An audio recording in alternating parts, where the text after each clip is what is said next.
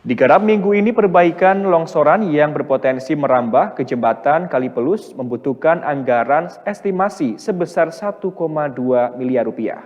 Saat ini jembatan masih tutup dan dalam pengawasan agar nantinya dapat dimanfaatkan secukupnya oleh warga.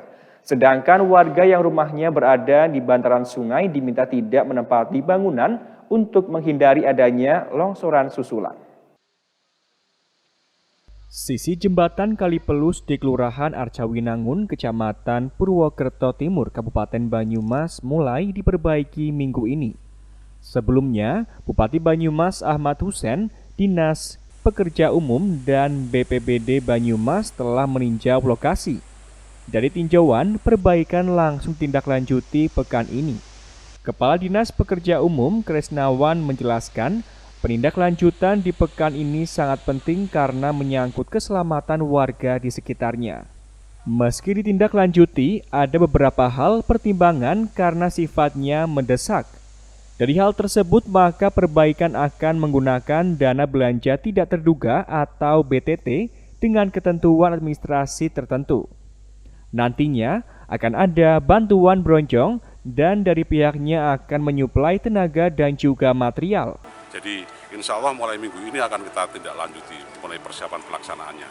Dan pada hari ini juga kami akan melakukan pengkajian mengenai masalah kelayakan terhadap jembatan itu sendiri dengan Fakultas Teknik di Universitas Universitas Jenderal Sudirman itu supaya nanti ada suatu kelayakan sehingga masyarakat masih bisa memanfaatkan jalur itu meskipun ada batasan tonase maupun mungkin tidak sambil secara paralel kita lakukan. Jadi kepentingan masyarakat bisa kita akomodir, pelaksanaan kerjaan kita lakukan.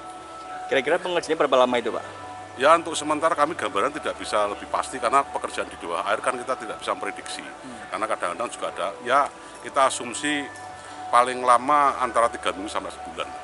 Untuk anggaran sendiri sampai berapa untuk perbaikan? Sekitar 1,2 M. Iya. Asumsi pengerjaan diperkirakan 3 minggu lamanya hingga sebulan lamanya dengan dana sekitar 1,2 miliar rupiah. Sedangkan bangunan di bantaran dibutuhkan bronjong miring dan bukan tegak sehingga akan memakan lahan. Nantinya akan ada negosiasi kepada warga yang tinggal di bantaran sungai sehingga tidak membahayakan dan juga merugikan warga. Sementara itu, dari pihak BPBD Banyumas sudah melakukan edukasi kepada warga bahayanya jika terjadi air sungai yang meningkat dan edukasi kepada masyarakat yang tinggal di daerah longsoran. Kita sudah lakukan edukasi kemarin pada beberapa warga yang kemungkinan terdampak seperti pada saat terjadi air yang elevasi dengan akselerasinya meningkat, kita juga berikan upaya peningkatan kewaspadaan pada masyarakat di sekitar. Kemudian untuk yang longsoran memang kita sudah edukasi untuk tidak bertempat tinggal di situ. Karena kita yang utama adalah penyelamatan jiwanya. Dan untuk multi pihak yang kami maksud, kita punya BPWS Selayu Opak, kita punya penjaga bendung untuk bisa memantau pergerakan naiknya air, kemudian statusnya apakah normal, apakah siaga, ataukah awas. Itu juga kita lakukan upaya-upaya mitigasi yang secara terstruktur dengan teman-teman yang di lapangan.